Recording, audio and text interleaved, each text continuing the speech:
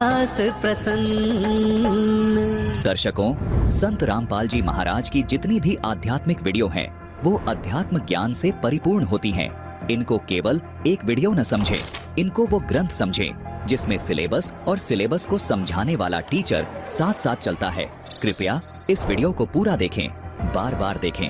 अगर आपको कोई भी शंका उत्पन्न होती है तो इस वीडियो को बार बार देखने से आपकी सारी शंकाएं समाप्त हो जाएंगी। दर्शकों, ये एक वीडियो नहीं बल्कि एक ग्रंथ है जो पूरे विश्व के मानव के लिए गाइडलाइन है। दर्शकों, एक कहावत है कि घर का जोगी जोगड़ा, बाहर का जोगी सिद्ध। इस कहावत का मतलब है कि हमेशा से ही विडंबना रही है कि अपने कुल या घर का कोई व्यक्ति कितना ही उच्च कोटि का संत बन जाए, परंतु हम उसे कोई महत्व नहीं देते, उस पर विश्वास नहीं करते। और वहीं दूसरी तरफ बाहर का कोई व्यक्ति कितना ही बड़ा पाखंडी हो, कितना भी बड़ा झूठा हो, झाड़ फूंक भी क्यों ना करता हो, हम उस पर बड़े आराम से विश्वास कर लेते हैं और उसे महापुरुष मान लेते हैं। दर्शकों, यही गलती समाज में हमेशा से ही होती आ रही है। अब आपको यह बात जानकर हैरानी होगी कि यही गलती भारत के संविधान निर्माता तथा भारत के सर्वोच्च पदक भारत रत्न से सम्मानित भारत के पूर्व कानून मंत्री, अपने जीवन में 32 डिग्री प्राप्त करने वाले डॉक्टर भीमराव अंबेडकर जी से भी हुई है। बाबा साहेब भीमराव अंबेडकर जी ने अपने ही परिवार यानी कुल में जन्मे संत शिरोमणि रविदास जी के सिद्धांतों को अपनाने से बेहतर सिद्धार्थ गौतम बुद्ध जी के बौद्ध धर्म को अपनाना बेहतर समझा। इसीलिए उन्होंने 14 अक्टूबर 1956 को 5 लाख दलित भाई बहनों के साथ मिलकर बौद्ध धर्म को स्वीकार कर लिया था।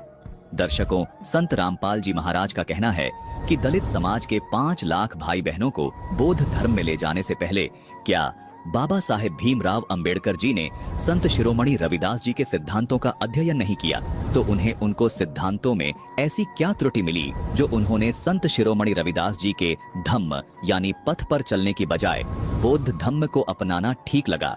दर्शकों, आप सोच रहे होंगे कि आखिर बौद्ध धर्म और रविदास जी के विचारों में ऐसा क्या अंतर है जिससे ये कहा जा रहा है कि डॉक्टर भीमराव अंबेडकर जी से बौद्ध धर्म अपनाकर कोई भूल हुई है। आइए सबसे पहले आपको एक वीडियो दिखाते हैं जिससे आपको बौद्ध धम्म के विचारों की एक झलक देखने को मिलेगी। भांते जी, एक कड़वा सवाल करेंगे कि क्या आप भगवान को मानते हैं या नहीं? अभी आपसे सवाल मैंने कहा कि ये आत्मा परमात्मा ईश्वर से अलग है, हमारा ईश्वर से कोई लेना देना नहीं, ईश्वर है ही नहीं। दर्शकों, बौद्ध धर्म में इस तरह के बहुत से विचार हैं जो संत शिरोमणि रविदास जी के विचारों से बिल्कुल भिन्न हैं, जबकि संत शिरोमणि रविदास जी परमात्मा और आत्मा के अस्तित्व को मानने के साथ साथ बेगमपुर यानी उस सतलोक के विषय में भी विस्तार से बताते हैं जिनको बौद्ध धम्म बिल्कुल नहीं मानता। आज हम आपको संत रामपाल जी महाराज के विशेष विश्लेषण पर आधारित इस वीडियो में ये प्रमाणित करेंगे कि डॉक्टर भीमराव अंबेडकर जी से वास्तव में बौद्ध धम्म अपनाकर बड़ी भूल हुई है। दर्शकों, संत रामपाल जी महाराज का कहना है कि संत शिरोमणि रविदास जी भी पहले हिंदू धर्म में ही थे। वे हिंदू धर्म वाली साधनाएं ही करते थे। बेशक शिक्षित नहीं थे, लेकिन आज भी लोग उनकी विद्वता का लोहा मानते हैं। उन्होंने भी हिंदू धर्म की साधनाओं में, मान्यताओं में दलित समाज के प्रति नफरत के दंश को झेला था। उन्होंने अपने पूर्ण विवेक से निष्कर्ष निकाला था कि हिंदू धर्म में की जाने वाली साधनाएं और प्रथाएं बिल्कुल गलत हैं। इन गलत साधनाओं और प्रथाओं का एकमात्र समाधान और विकल्प है आदि सनातन धर्म, जिसकी साधना उन्होंने स्वयं कबीर परमेश्वर जी से प्राप्त की। उसके बाद संत शिरोमणि रविदास जी ने हिंदू धर्म में प्रचलित साधनाओं को त्याग दिया और आदि सनातन धर्म अपना लिया, जबकि बौद्ध धर्म को सिरे से नकार दिया। लेकिन बाबा साहेब भीमराव अंबेडकर जी ने हिंदू धर्म को छोड़कर आदि सनातन धर्म नहीं बल्कि बौद्ध धर्म को अपनाया। क्या बौद्ध धर्म यानी धम्म को अपनाना बाबा साहेब भीमराव अंबेडकर जी की सबसे बड़ी गलती थी? आज इसी विषय पर आपको इतने प्रमाण देने वाले हैं जिनको देखकर आप दंग रह जाएंगे। आपको फिर से आश्वस्त करते हैं कि इस वीडियो में दिखाई और बोली गई हर बात प्रमाणित होंगी।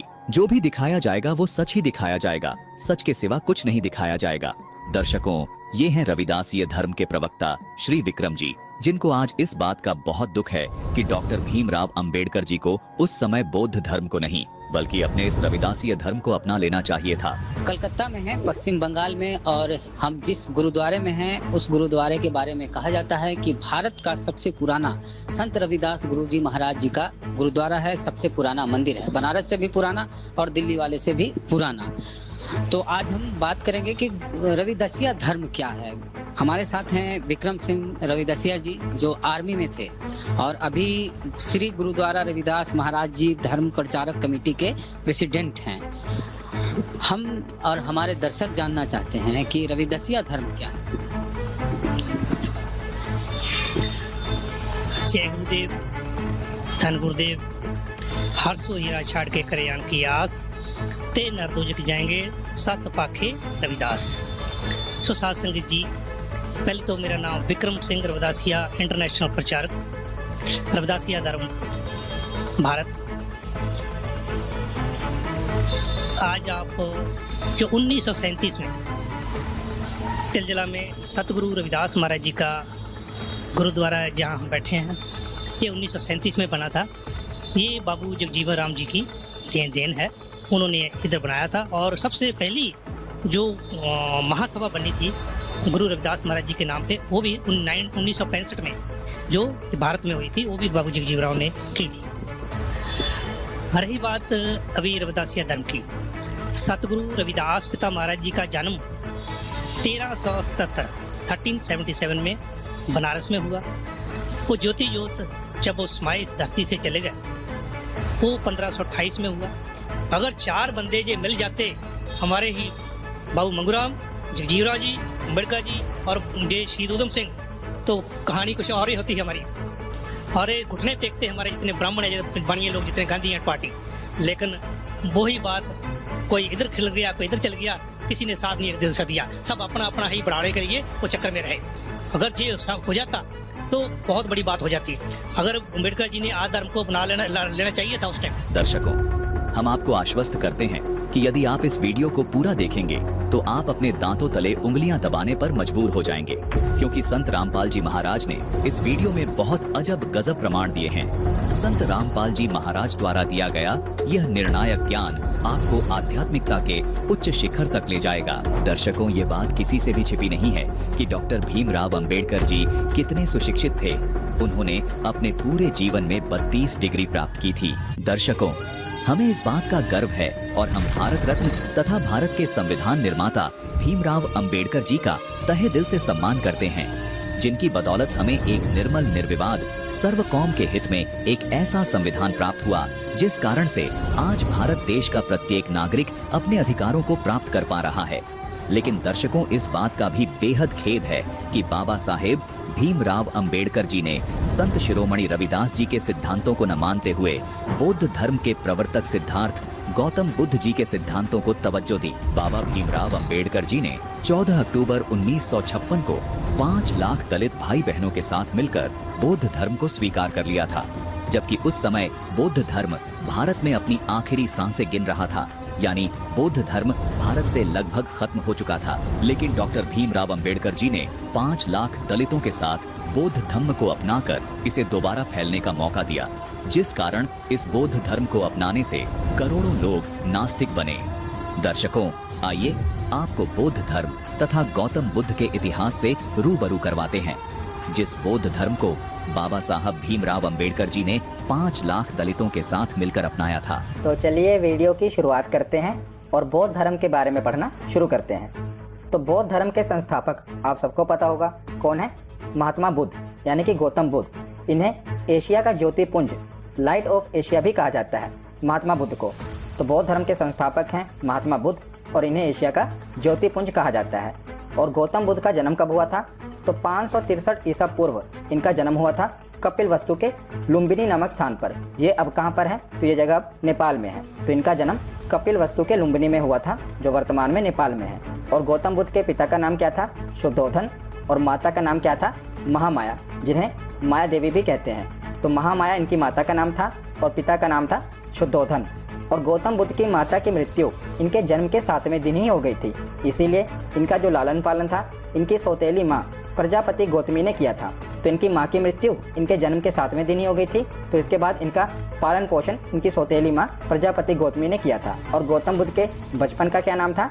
तो इनके बचपन का नाम था सिद्धार्थ। क्या था? सिद्धार्थ। उसके बाद आगे है कि बचपन से ही गौतम बुद्ध का मन आध्यात्मिकता की ओर था, इसीलिए इनके पिता ने क्या किया?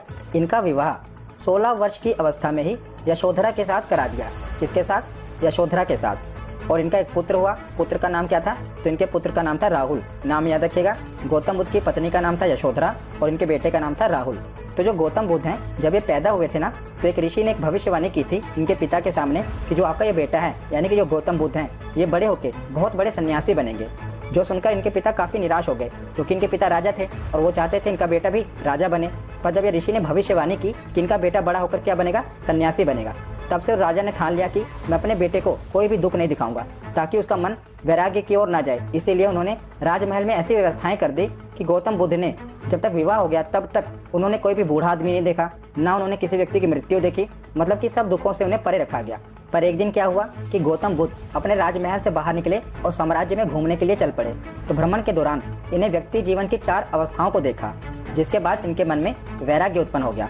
तो सबसे पहले इन्होंने एक व्यक्ति को देखा जो कि लाठी लेकर झुककर चल रहा था। तो इन्होंने अपने सारथी से पूछा, जो कि इनका रथ चला रहा था, कि ये व्यक्ति ऐसे क्यों चल रहा है? तो इनके सारथी ने बताया कि ये व्यक्ति बूढ़ा हो चुका है।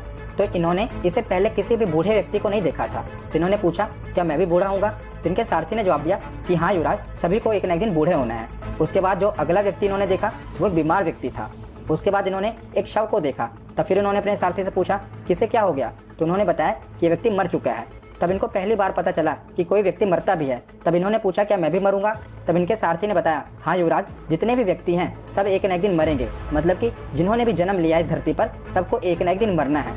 तब इन्होंने एक चौथे व्यक्ति को देखा जो कि समाधि लगाकर बैठे हुए थे। तब इन्होंने अपने सारथी से पूछा कि ये क्या कर रहे हैं? तब इनके सारथी ने बताया कि ये सन्यासी हैं जो समाधि लगाकर बैठे हैं और ईश्वर का ध्यान कर रहे हैं, ताकि उनको इस दुखों से छुटकारा मिल सके और वो ईश्वर को प्राप्त कर सके।